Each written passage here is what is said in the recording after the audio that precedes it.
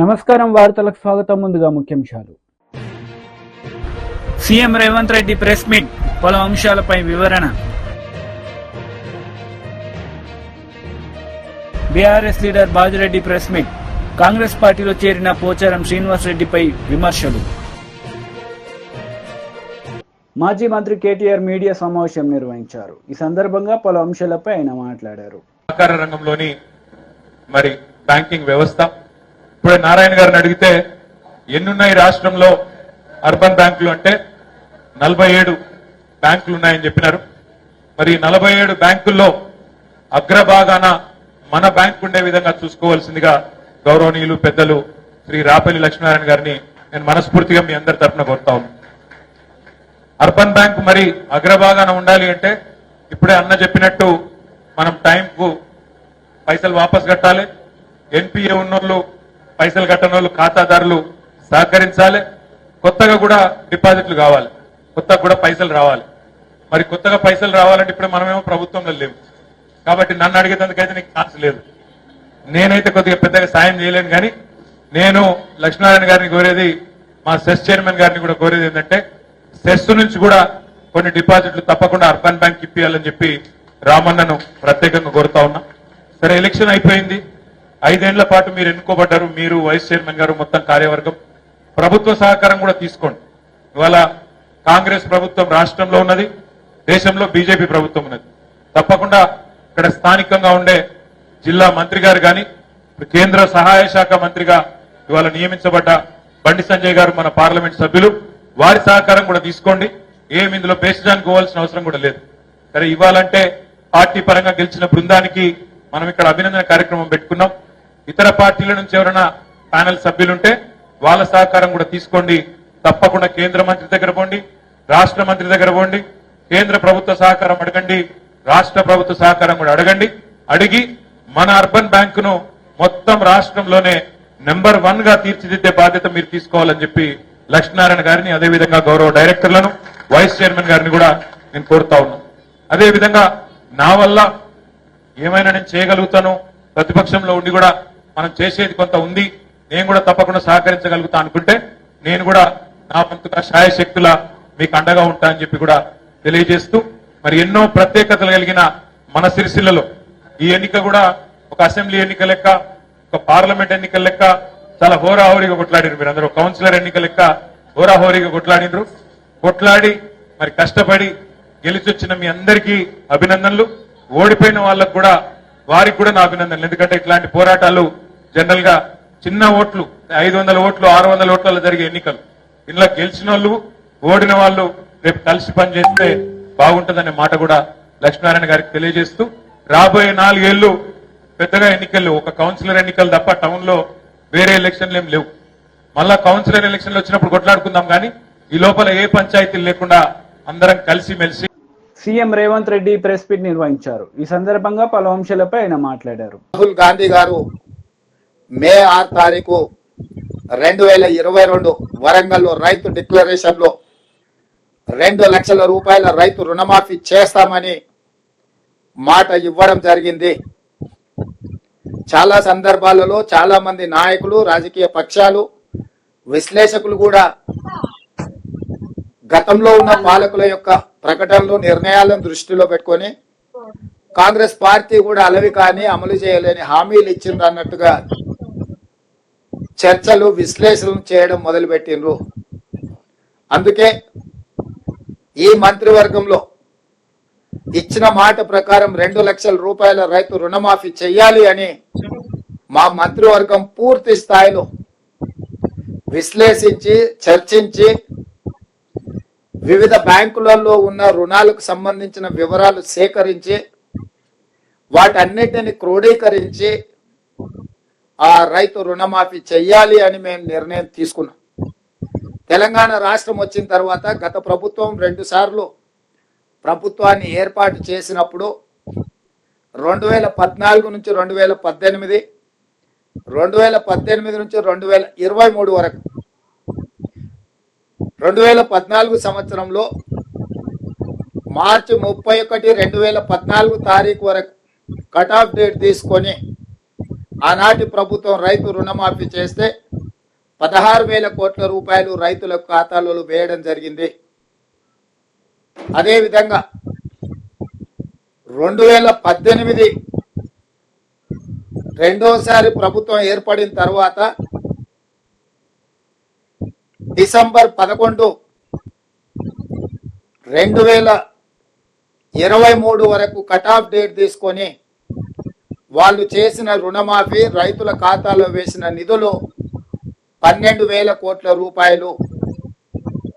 అంటే గత ప్రభుత్వం 2 విడతలుగా 2 సార్లు ప్రభుత్వం ఏర్పాటు చేసిన తర్వాత చేసిన రుణమాఫీ ఒక్కసారి 16,000 కోట్ల రూపాయలు మొదటిసారి, రెండవసారి 12,000 కోట్ల రూపాయలు.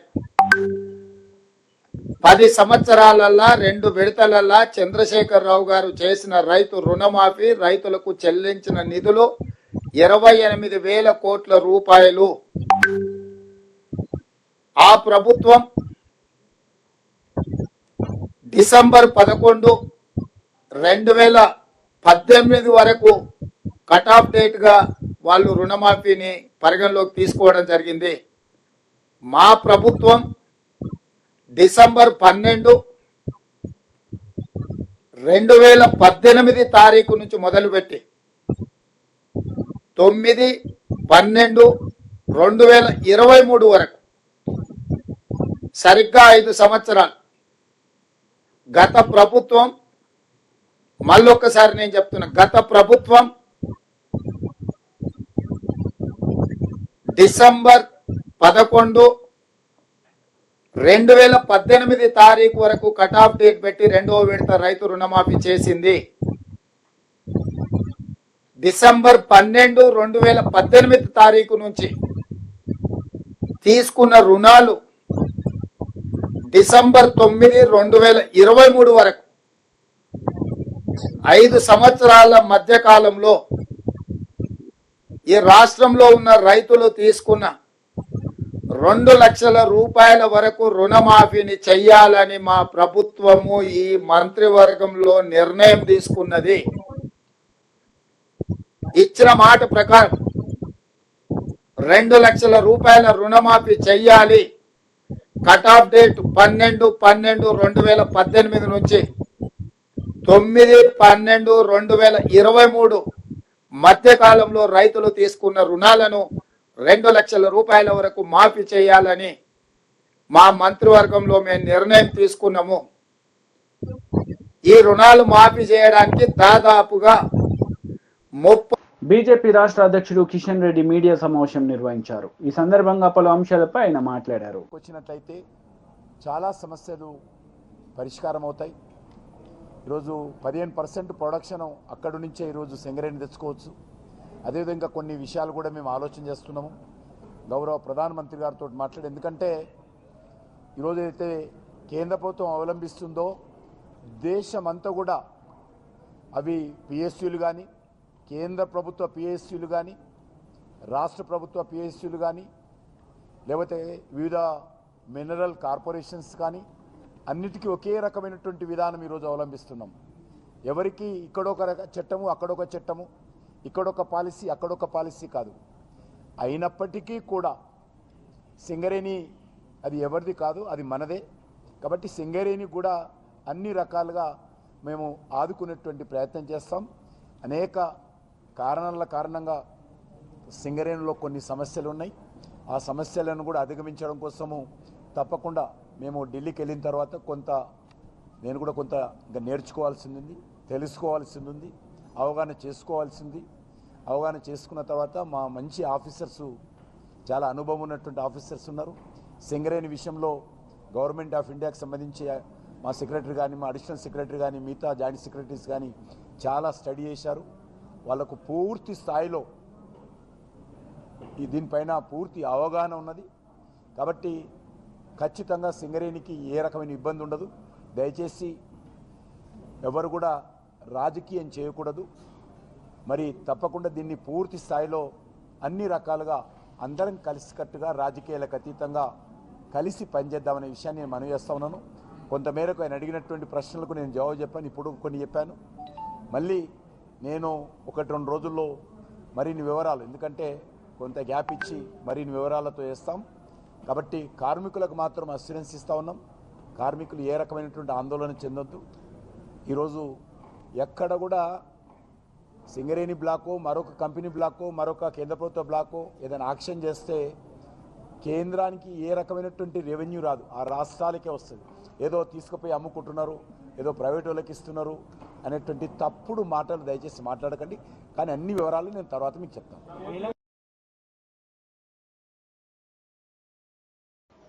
బీఆర్ఎస్ లీడర్ మీడియా సమావేశం నిర్వహించారు. ఈ సందర్భంగా పలు అంశాలపై ఆయన మాట్లాడారు. ఈరోజు మా ఉమ్మడి జిల్లా సీనియర్ నాయకుడు పోచారం శ్రీనివాసరెడ్డి గారు కాంగ్రెస్ పార్టీలో చేరిన సందర్భంగా వారు మాట్లాడిన మాటలు చూస్తే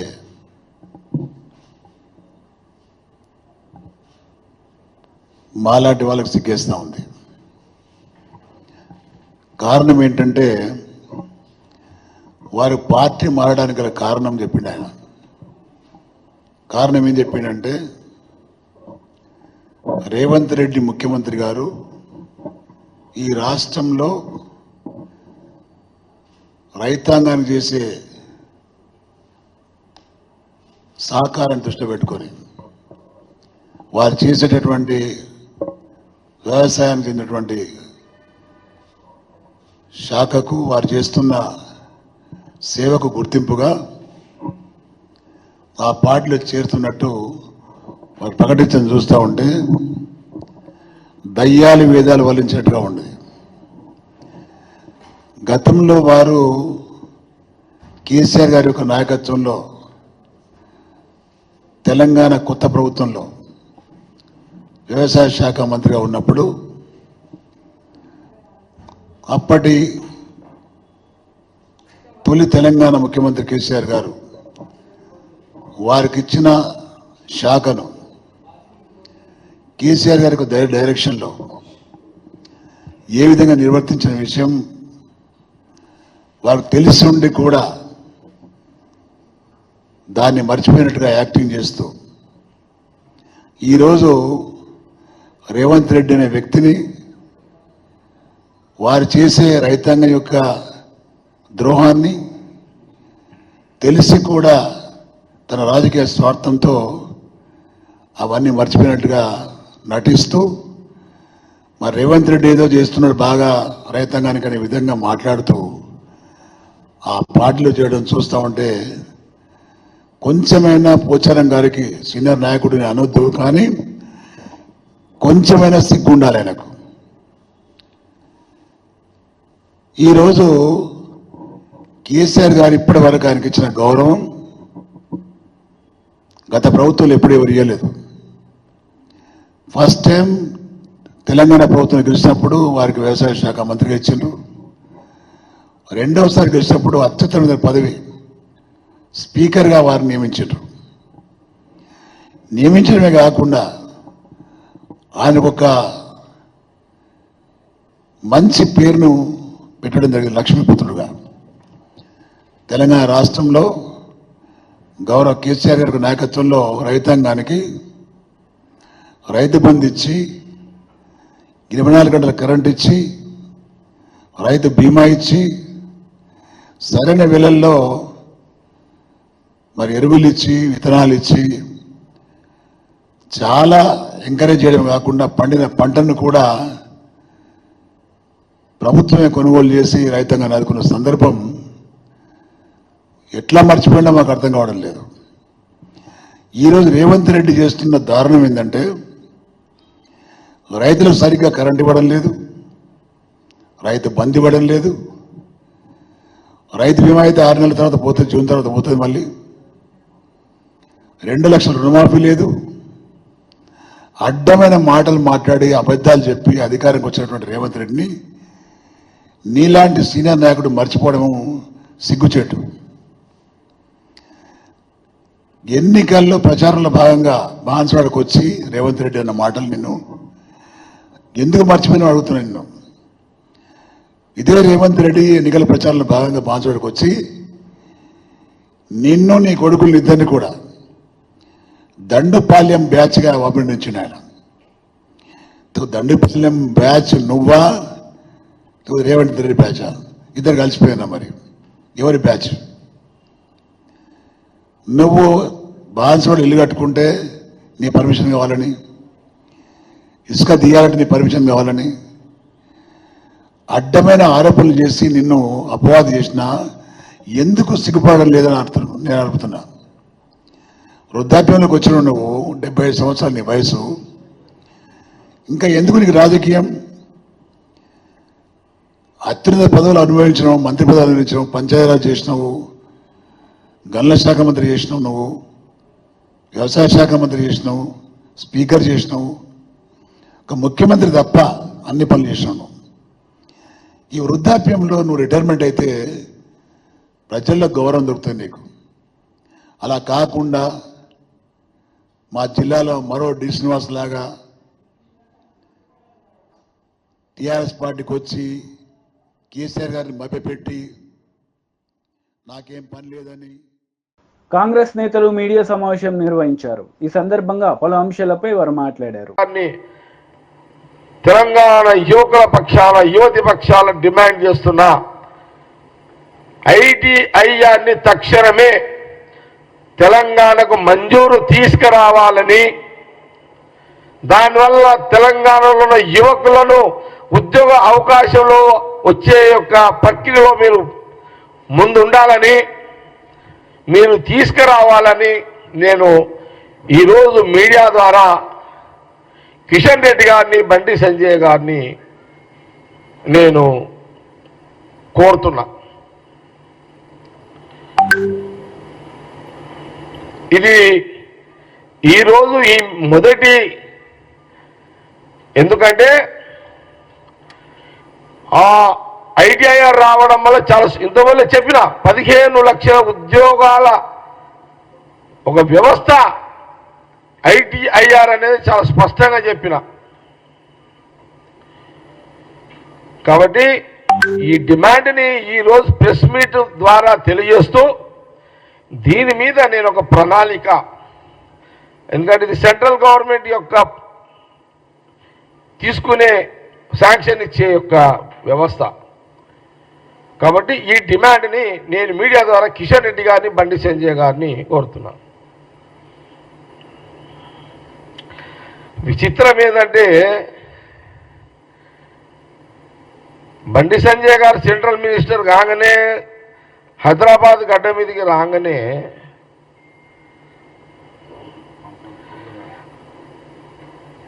ఐటీఐఆర్ని ఉద్యోగ అవకాశాలు కల్పన చేసే ఒక వ్యవస్థ తెస్తా అని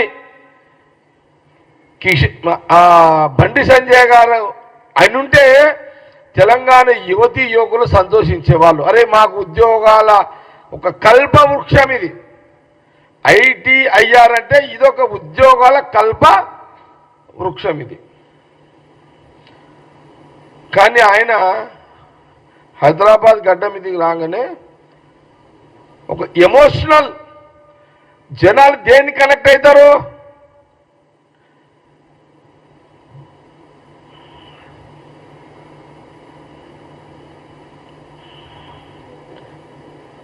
దేన్ని కనెక్ట్ అవుతారని అనుకొని భాగ్యలక్ష్మికి బంగారు అది గోల్డ్ టెంపుల్ చేస్తాను అన్నాడు. కడుపు నింపే పని చెయ్యి బండి సంజయ్. ఆకలితో ఉన్నోనికి తిండి పెట్టు. ఆకలితో ఉన్న పేదవాడికి, ఆకలితో ఉన్న చదువుకొని ఉద్యోగాలు లేక ఆకలితో ఉన్నోనికి ఉద్యోగం ఇప్పించి కడుపు నిండా తిండి పెట్టు. నువ్వు ఇట్లా రెచ్చగొడతావు. ఒక సెంట్రల్ మినిస్టర్వి, ఒక పార్టీ లీడర్ కాదు నువ్వు. ఇప్పుడు ఒక బాధ్యత గల పోస్ట్ మీద ఉన్నావు నువ్వు. కాబట్టి ఈ ఐటీఐఆర్ అనే డిమాండ్ను కాంగ్రెస్ పార్టీ పక్షాన నేను 2 కేంద్ర మంత్రులకు బీఆర్ఎస్ లీడర్ మీడియా సమావేశం నిర్వహించారు. ఈ సందర్భంగా పలు అంశాలపై ఆయన మాట్లాడారు. పరిస్థితి ఘోరంగా ఉన్నది. అదే కాకుండా మనం ఎక్కడో ఉత్తరప్రదేశ్లో హత్రాస్లో ఒక మహిళ మరి దుర్మార్గుల దాడిలో చనిపోతే, ఒక దళిత మహిళ చనిపోతే ఆమె బాడీని వాళ్ళ తల్లిదండ్రులు లేకుండా రాత్రి 12 గంటలకు ఆదరబాదరగా పోస్ట్ మార్టం చేసి అక్కడే అడవుల్లో కాల్చిన సంఘటన ఎక్కడో ఉత్తరప్రదేశ్లో జరిగిందని విన్నాం. కానీ ఇలా కొల్లాపూర్లో వెల్టూరు గ్రామానికి చెందిన ఈ లక్ష్మి అనే మహిళ పోలీస్ స్టేషన్లో చనిపోతే కనీసం పోస్ట్ మార్టంలో వాళ్ళ భర్తను కూడా పిలవకుండా, తల్లిదండ్రులు కూడా పిలవకుండా వాళ్ళ బావను పిలుచుకొచ్చి ఆయనతోని మరి పంచనామాలో సంతకాలు తీసుకొని ఈరోజు పోలీసులు మరి ఆమె బాడీని డిస్పోజ్ చేసిందంటే ఎంత దౌర్జన్యం ఇలా గ్రామీణ ప్రాంతాల్లో నడుస్తుందో మీరు చూడండి. ఇదే కాకుండా మరి అదే కొల్లాపూరు ప్రాంతంలో చిన్నంబావి మండలంలో కొత్తపల్లి అనే గ్రామంలో 40 రోజుల క్రితం ఒక బీఆర్ఎస్ పార్టీ నాయకుడు, లక్ష్మీపల్లి అనే గ్రామంలో బీఆర్ఎస్ పార్టీ నాయకుడు శ్రీధర్ రెడ్డి చనిపోయాడు. శ్రీధర్ రెడ్డి గారు చనిపోయినప్పుడు వాళ్ళ తండ్రి గారు శేఖర్ రెడ్డి గారు స్వయానా డీజీపీ గారి దగ్గరికి మేము ముగ్గురం పోయి డీజీపీ గారి సమక్షంలోనే వారు, అయ్యా నా కొడుకు మరణానికి కారణం, నా కొడుకు హత్యకు కారణం జూపల్లి కృష్ణారావు గారి మనుషులు అని చాలా స్పష్టంగా ఆయన చెప్పడం జరిగింది. ఆ శేఖర్ రెడ్డి గారు, ఆ చనిపోయిన శ్రీధర్ రెడ్డి గారి తండ్రి శేఖర్ రెడ్డి గారు డీజీపీ ఆఫీసుగా ఎదురుగా పత్రికా విలేకరుల సమావేశంలో నేను చెప్పిన దానికి నేను కట్టుబడి ఉన్నా, నేను ఇప్పటికి కూడా చెప్తున్నా, నా కొడుకు మరణానికి కారణం ఎక్సైజ్ శాఖ మంత్రి జూపల్లి కృష్ణారావు గారి మనుషులే అని వాళ్ళను తీసుకొచ్చి విచారించండి అని ఆయన చెప్పిండు. నేను చెప్పిన మాటలకు కట్టుబడి ఉన్నా, జూపల్లి కృష్ణారావు గారు కూడా ఆయన చెప్పిన మాటలకు కట్టుబడి ఉండాలి అని చెప్పి ఆయన ఆ రోజు ఛాలెంజ్ చేయడం జరిగింది. ఆ రోజు నా ఆస్తులన్నీ కూడా నేను తెలంగాణ ప్రజలకు రాసిస్తానని చెప్పింది తప్పైతే అని ఆయన చెప్పడం జరిగింది. కానీ ఈరోజు ఏమైంది? ఈరోజు సిగ్గుతో తల వంచుకోవాల్సిన విషయం, ఒక ముఖ్యమంత్రే రాష్ట్ర హోంశాఖను నిర్వహిస్తున్నప్పుడు ఆ ముఖ్యమంత్రి హామీలో నడుస్తున్న హోంశాఖ దాంట్లో ఉండే 1,00,000 మంది పోలీసులు కనీసం ఒక మర్డర్ కేసుల్లో నిందితులను పట్టుకోలేకపోయినారు. ఇంతమంది పోలీసులు ఉన్నారు తెలంగాణ రాష్ట్రంలో. ఇది రాజకీయ హత్య అని చాలా క్లియర్గా తెలుస్తా ఉన్నది. మరి ఎక్కడ పోయినరు పోలీసు? వార్తలు ముగించే ముందు ముఖ్యాంశాలు మరోసారి. CM Revanth Reddy press meet, పలు అంశాలపై వివరణ. BRS leader Bajireddy press meet, Congress పార్టీలో చేరిన పోచారం శ్రీనివాస్ రెడ్డిపై విమర్శలు. ఈ వార్తలు ఇంతటితో సమాప్తం. తిరిగి ప్రసారమయ్యే వార్తల్లో మళ్ళీ కలుద్దాం. అంతవరకు సెలవు. నమస్తే.